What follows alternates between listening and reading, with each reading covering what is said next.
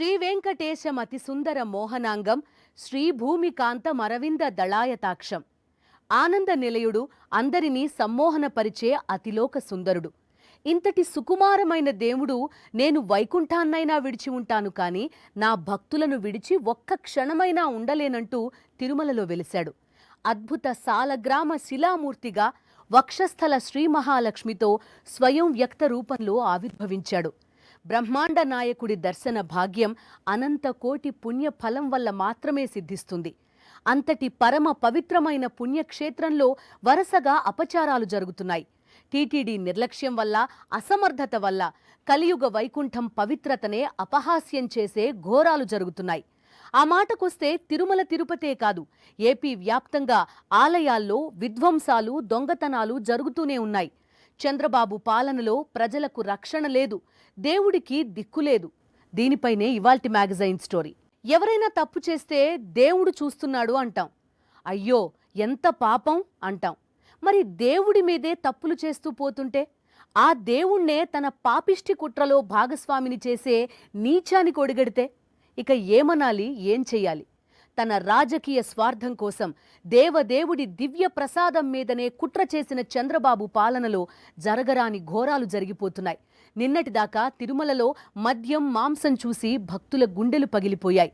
ఇప్పుడు ఏకంగా గోవిందరాజస్వామి రాజగోపురమే ఎక్కేశాడు తాగుబోతు. మద్యం సేవించి ఆలయంలోకి రావడం కాదు, ఆలయంలోకి చొరబడి రాజగోపురం ఎక్కేశాడు. ఇంతకు మించిన భద్రతా వైఫల్యం ఏమన్నా ఉంటుందా? అఖిలాండకోటి బ్రహ్మాండ నాయకి, అమ్మలగన్న అమ్మ, ముగ్గురమ్మల మూలపుటమ్మ ఆ కనకదుర్గమ్మ. ఆ అమ్మవారి దేవాలయానికి 3 గంటల పాటు విద్యుత్ శాఖ కరెంటు కట్ చేసింది. మహిషాసుర మర్దినినే అంధకారంలోకి నెట్టేయాలన్న దురాలోచన చేయడం, దాన్ని అమలు చేయడం చూస్తుంటే అసలు చంద్రబాబు పాలనని వర్ణించడానికి ఆటవికం, అరాచకం లాంటి పదాలు చాలవేమో. చంద్రబాబు ప్రభుత్వం అధికారంలోకి వచ్చిన నాటి నుంచి ఆంధ్రప్రదేశ్లో అరాచకాలకు అంతే లేకుండా పోయాయి.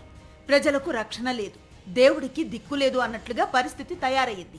ఆలయాలను కూలగొట్టడం, భక్తుల ప్రాణాలతో చెలగాటమాడటం, చివరకు దేవుళ్లను కూడా తన రాజకీయ ప్రయోజనాల కోసం వాడుకోవటం చంద్రబాబుకు కొత్తేం కాదు. కానీ ఈసారి అధికారంలోకి వచ్చిన నాటి నుంచి పచ్చముఖ మరింతగా చెలరేగిపోతోంది. తిరుమల పవిత్రతను అపహాస్యం చేయటానికే చంద్రబాబు అండ్ కో సిద్ధపడిన వేళ ప్రపంచ వ్యాప్తంగా ఉన్న వెంకటేశ్వర స్వామి భక్తులు నివ్వెరపోయారు.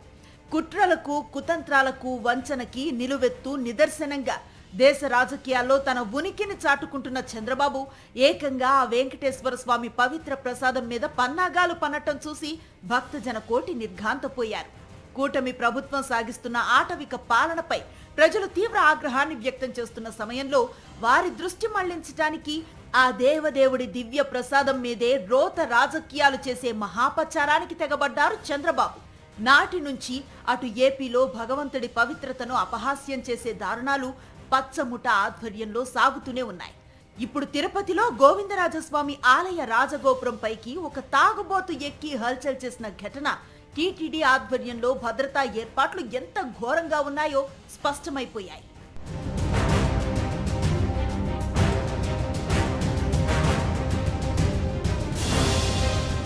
టీటీడీ తిరుమల తిరుపతి దేవస్థానం బోర్డు సాధారణమైంది కాదు. నిత్యం లక్షల మంది భక్తులకు స్వామి దర్శనం కల్పించడంతో పాటు భక్తజన కోటికి ఏ చిన్న ఇబ్బంది రాకుండా చూసుకునే మహాయజ్ఞాన్ని నిర్వహించడం అంటే సాధారణమా? భక్తుల అవసరాలకు అనుగుణంగా సదుపాయాలు కల్పిస్తూ దేవదేవుడి దివ్య దర్శనం కోసం వచ్చే భక్తుల సేవలో తరించే టీటీడీ బోర్డు ఇప్పుడు రాజకీయ బోర్డుగా మారిపోయింది.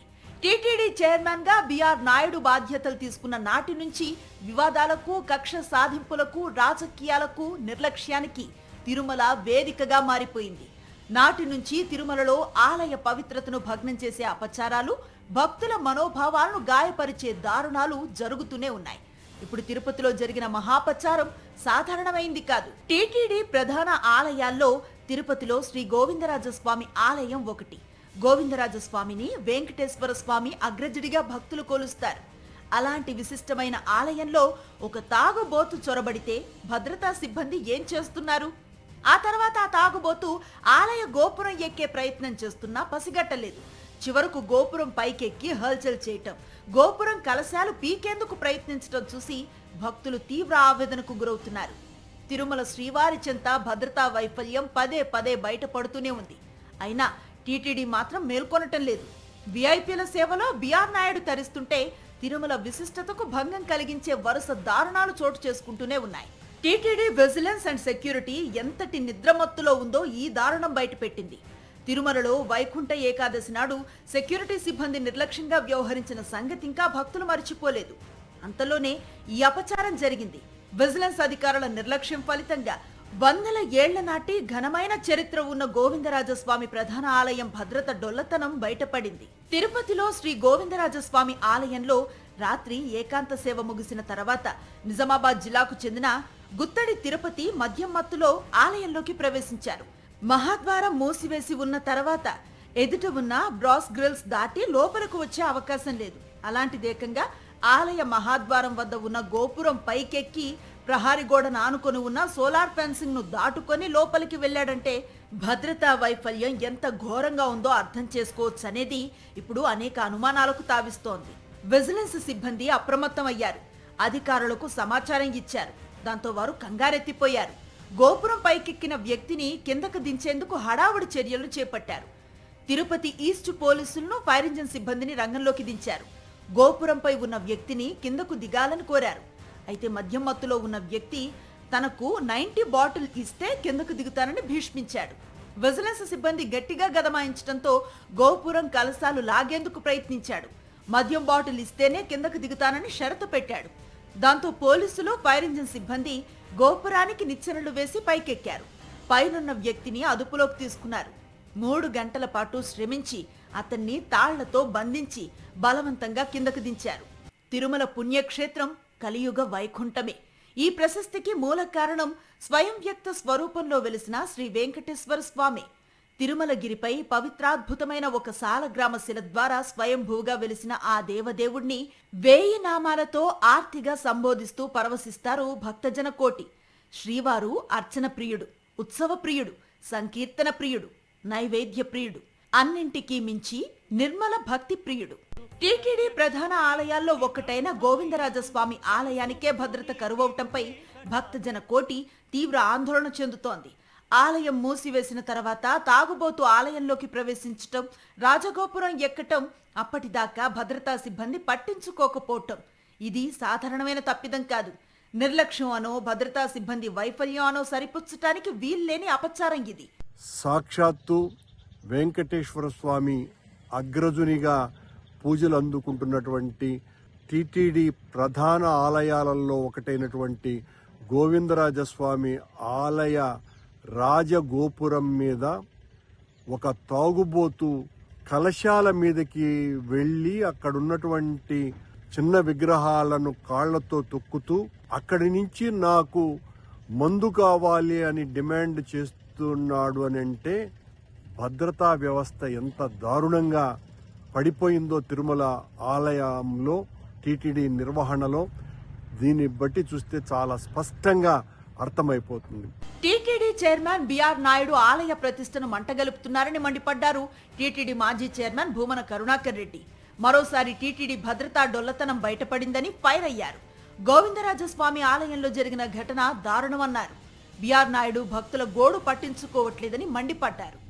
ఈ ప్రభుత్వం వచ్చిన తర్వాత వెంకటేశ్వర స్వామి ఆలయ ప్రతిష్టను ఇనుముడింపజేస్తాము, తిరుమల క్షేత్ర పవిత్రతను కాపాడుతాము, దేవాలయాల పరిరక్షణకే నడుం బిగిస్తాము అని ప్రగల్భాలు పలికినటువంటి చంద్రబాబు గారి ప్రభుత్వంలో ఈ 1.5 సంవత్సరాల కాలంగా తిరుమల ఆలయ ప్రతిష్ట పూర్తిగా మంటగలిపే విధంగా వాళ్ల చర్యలన్నీ కూడా స్పష్టంగా కనిపిస్తున్నాయి.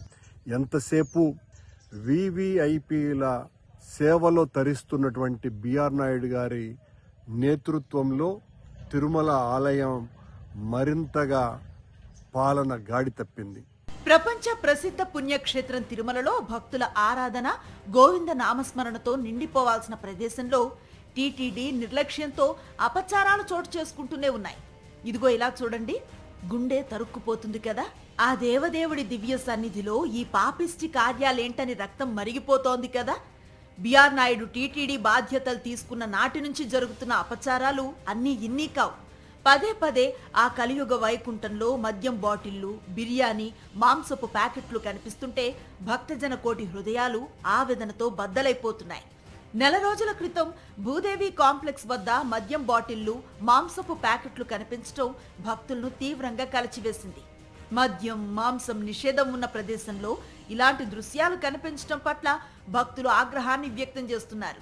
భూదేవి కాంప్లెక్స్ లోనే కాలినడకగా స్వామివారి దర్శనానికి వెళ్లే భక్తులకు ఉచిత దివ్య దర్శనం టోకెన్లు ఇస్తారు. గోవింద నామస్మరణతో మార్మోగే పవిత్ర ప్రదేశంలో మద్యం, మాంసం చూసి భక్తులు నిర్ఘాంతపోయారు. 2025 జనవరి 17న కొందరు భక్తులు కోడిగుడ్డు బిర్యానీని నేరుగా తిరుమల ఆలయం ముందు భుజించిన ఘటన కలకలమే రేపింది. 2025 మార్చి 15న తిరుమలలో మందుబాబు హల్చల్ చేశాడు.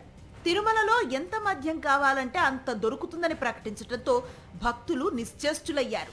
దీనికి నిదర్శనంగా 2025 మార్చి 28న తిరుమలలో బెల్ట్ షాప్ లో మద్యం బాటిళ్లను పోలీసులు స్వాధీనం చేసుకున్నారు. దేవదేవుడి సన్నిధిలో ఈ ఘోరాలేంటని భక్తులు తీవ్ర ఆగ్రహాన్ని వ్యక్తం చేస్తున్న వేళ పాలకుల నిర్లక్ష్యానికి గోమాతలు బలైపోయిన దారుణం వెలుగులోకి వచ్చింది. ఇలా బిఆర్ నాయుడు టీటీడీ చైర్మన్ గా బాధ్యతలు తీసుకున్న నాటి నుంచి రాజకీయాలకు, వివాదాలకు, కుట్రలకు, కక్ష సాధింపులకు, అరాచకాలకు, అఘాయిత్యాలకు తిరుమల వేదికగా మారింది. ఇప్పుడు తిరుపతిలో గోవిందరాజస్వామి ఆలయ రాజగోపురం మీద గంటల పాటు ఒక తాగుబోతు హల్చల్ చేశాడు. దీంతో ముందు ముందు ఇంకెన్ని ఘోరాలు చూడాలో అని భక్తులు తీవ్ర ఆవేదన చెందుతున్నారు. దేవుడంటే భయం లేదు, దేవుడంటే భక్తి లేదు, భక్తుల మనోభావాలతో ఆడుకోకూడదన్న ఆలోచన లేదు, దేవుడి మీద, దేవదేవుడి పవిత్రత మీద కుట్రలు పన్నకూడదన్న జ్ఞానం లేదు. పచ్చముఠా గురించి ఇలా చాలా చెప్తున్నారు భక్తులు. కలియుగ వైకుంఠం విశిష్టతనే అపహాస్యం చేసే దుస్సాహసానికి చంద్రబాబు దిగితే పచ్చముఖ సైలెంట్గా ఎందుకుంటుంది? భగవంతుడికి ఎంతో భక్తితో తమ శక్తి కొద్దీ భక్తులు తృణమో పణమో సమర్పిస్తూ ఉంటారు కదా, చివరికి వాటిని కూడా పచ్చముఠ వదిలిపెట్టడం లేదు. దేవుళ్ల కానుకలను కాజేస్తూ కూడా ఎల్లో ఫెలోస్ అడ్డంగా దొరికిపోయిన ఘటనలు కూడా చూస్తూనే ఉన్నాం. ఇక వీళ్ల పాలనలో ఆలయాల పవిత్రతని కాపాడే పరిస్థితులను ఊహించగలమా? జరుగుతోన్న పరిణామాలు కూడా అదే ఆందోళనను మరింత పెంచుతున్నాయి.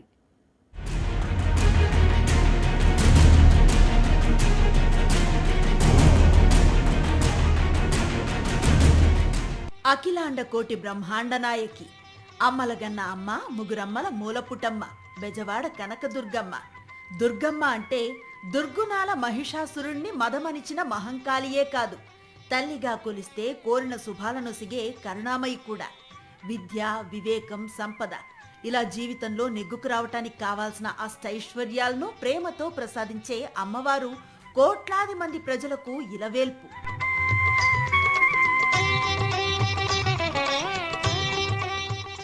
ఆ దుర్గమ్మ తల్లిని అంధకారంలోకి నెట్టేయాలనే దురాలోచన చేయటమే కాదు, 3.5 గంటల పాటు దాన్ని అమలు కూడా చేసేశారు.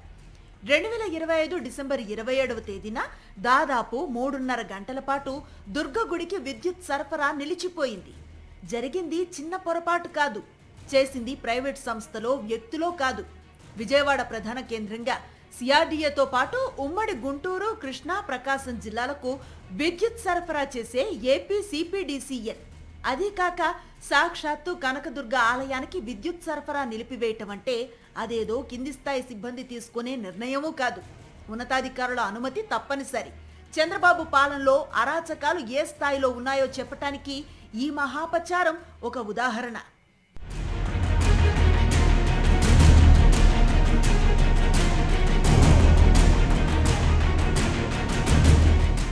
దుర్గగుడికి విద్యుత్ సరఫరా నిలిచిపోవటంలో తమ తప్పేమీ లేదంటున్న ప్రభుత్వం అధికారుల మీద నెపన్నెట్టేసే ప్రయత్నం చేస్తోంది. అమ్మవారి ఆలయానికి విద్యుత్ సరఫరా నిలిచిపోవటం ఇదే మొదటిసారి కాదు. అక్టోబర్లో దసరా ఉత్సవాల అనంతరం దేవస్థానానికి చెందిన 10 సర్వీసులకు విద్యుత్ సరఫరా నిలిపివేశారు. అప్పుడే సీఎం కానీ, మంత్రి కానీ దృష్టి సారించి ఉంటే ఇప్పుడు మరోసారి ఆ పరిస్థితి వచ్చేది కాదు. కనకదుర్గమ్మను దర్శించుకోవటానికి వెళ్లిన ఏపీ సిపిడిసిఎల్ సిఎండి పి పుల్లారెడ్డికి సైతం ఆలయ అధికారులు సమస్యను విన్నవించి పరిష్కరించాలని కోరారు. ఆయన ఏమాత్రం పట్టించుకున్నా ఇప్పుడిలా విద్యుత్ సరఫరా ఆగేది కాదు. అదీకాక దుర్గగుడికి విద్యుత్ సరఫరా ఆపటం అంటే అది ఖచ్చితంగా డిస్కామ్ సిఎండికి ప్రభుత్వ పెద్దలకు తెలియకుండా వారి అనుమతి లేకుండా జరిగే అవకాశం లేదు. ఈ అపచారంపై భక్తులు తీవ్ర ఆగ్రహాన్ని వ్యక్తం చేయడంతో చివరకు ఏడీఈని బదిలీ చేసి చంద్రబాబు ప్రభుత్వం చేతులు దులుపుకుంది. విద్యుత్ శాఖలో పెద్ద తలకాయల జోలికి కూడా వెళ్లే సాహసం చంద్రబాబు ప్రభుత్వం చేయలేదు.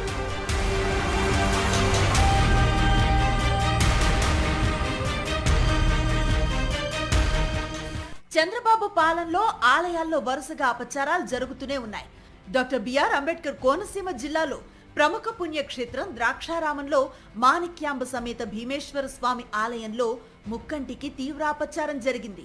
పరమ పవిత్రమైన ముక్కోటి ఏకాదశి పర్వదినం నాడు భీమేశ్వర స్వామి ఆలయంలో కపాలేశ్వర స్వామి శివలింగాన్ని సోమవారం అర్ధరాత్రి దాటిన తర్వాత దుండగులు ధ్వంసం చేశారు. ఈ ఆలయాన్ని 7-8 శతాబ్దాల మధ్య చాళుక్య భీముడు నిర్మించినట్లుగా శాసనాల ద్వారా తెలుస్తోంది. ఆలయానికి ఉత్తరం వైపున అసలు పర్యవేక్షణ లేదని, రాత్రైతే కనీసం లైట్లు కూడా లేని దుస్థితి నెలకొందని భక్తులు ఆవేదన చెందుతున్నారు. 100 ఏళ్ల చరిత్ర ఉన్న శివలింగం ధ్వంసం చేయటమే అపచారం అనుకుంటే ఎటువంటి సంప్రోక్షణ లేకుండా హడావుడిగా మరో శివలింగాన్ని ప్రతిష్ఠించేశారు.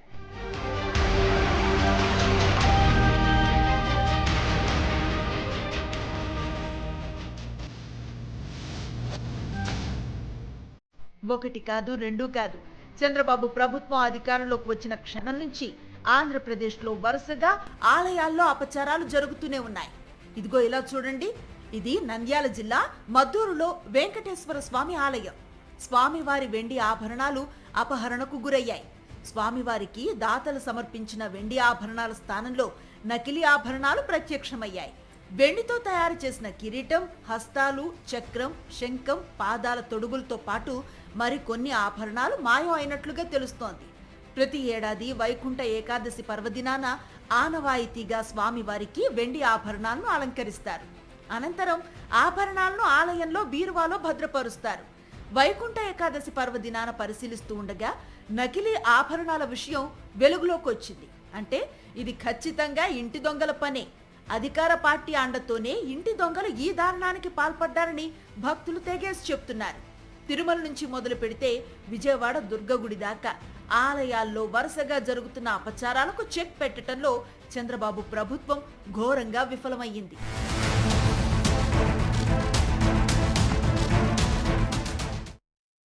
దేవుడి మీదే కుట్రలు చేయడం, భగవంతుణ్ణి తన రాజకీయ ప్రయోజనాల కోసం వాడుకోవడం, భక్తుల మనోభావాలతో ఆటలాడుకోవడం ఇవన్నీ చంద్రబాబుకి కొత్తేం కాదు.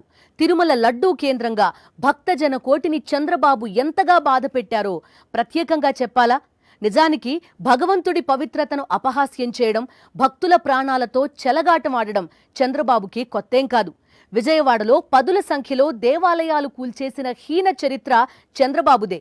గోదావరి పుష్కరాల్లో తన ప్రచార యావకి పదుల సంఖ్యలో భక్తుల ప్రాణాలను బలిపెట్టేసిన క్రూర చరిత్ర చంద్రబాబుదే. ప్రజలైనా భక్తులైనా చివరికి దేవుడైనా సరే వాడుకుని వదిలేయాలన్న భావజాలం పాలకులదైతే జరిగేవన్నీ పాపాలు కాక ఇంకేమవుతాయి? చంద్రబాబు ప్రభుత్వం అధికారంలోకి వచ్చిన తర్వాత టీటీడీ ఎంతగా నిర్వీర్యం అయిపోయిందంటే చివరకు తిరుమల తిరుపతి దేవస్థానం చరిత్రలోనే ఎన్నడూ జరగనట్టుగా ప్రాణ నష్టం జరిగింది. వీళ్ల అసమర్థతకి భక్తులు బలైపోయారు.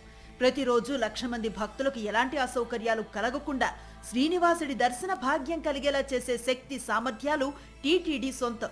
ఇక బ్రహ్మోత్సవాల సమయంలో అయితే రోజు 2,00,000 మందికి పైగానే భక్తులు స్వామివారిని దర్శించుకుంటారు.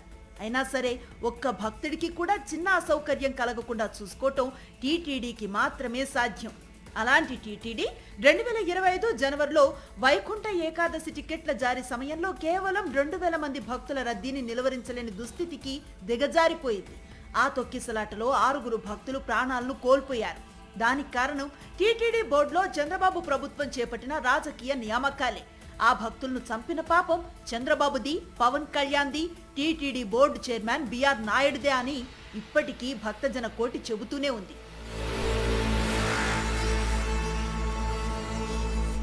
రాజకీయ స్వార్థం కోసం భగవంతుడి మీదే కుట్రలు చేసే చంద్రబాబుకి ఇక భక్తులొక లెక్క. 2015లో జరిగిన గోదావరి పుష్కరాల్లో లక్షలాది మంది జనం వెనుక కనిపిస్తూ ఉండగా నాటి ముఖ్యమంత్రి, ఆయన కుటుంబ సభ్యులు పుష్కర స్నానం చేస్తూ ఉండగా షూటింగ్ చేయాలని ప్రభుత్వ పెద్దలు నిర్ణయించారు. ఈ వీడియోలను పెద్ద ఎత్తున ప్రచారానికి వాడుకోవాలని భావించారు. సినీ దర్శకుడు బోయపాటి శ్రీను డైరెక్షన్లో షూటింగ్కు ఏర్పాట్లు చేశారు. విఐపీల స్నానానికి తొలుత సరస్వతి ఆలయం వద్ద ఏర్పాటు చేశారు. చంద్రబాబు ఆయన కుటుంబ సభ్యులు సరస్వతి ఆలయం వద్ద పుష్కర స్నానం ఆచరించాల్సి ఉంది. అయితే చివరి నిమిషంలో జనసమూహం మధ్య స్నానం ఆచరిస్తున్నట్లుగా షూటింగ్ చేసి డాక్యుమెంటరీ ఫిల్మ్ తీయాలని నిర్ణయించారు. దీంతో చంద్రబాబు కుటుంబ సభ్యులు విఐపి ఘాట్ను వదిలి పుష్కర ఘాట్కు వచ్చారు. భక్తులందరినీ అధికారులు నిలిపివేశారు. భక్తులంతా పెద్ద సమూహంగా కనిపించేలా పుష్కరాల ప్రారంభ ఘట్టాలను డ్రోన్ కెమెరాల ద్వారా చిత్రీకరించారు. ఆ చిత్రీకరణ పూర్తయ్యేదాకా భక్తులను స్నానాలకు అనుమతించలేదు. చిత్రీకరణ పూర్తయ్యాక ఒక్కసారిగా గేట్ తెరిచారు. దీంతో అందరూ ఒకేసారి ముందుకు తోసుకురావడంతో తొక్కిసలాట జరిగింది. ఒకరు కాదు, ఇద్దరు కాదు, 29 మంది ఈ తొక్కిసలాటలో ప్రాణాలు కోల్పోయారు.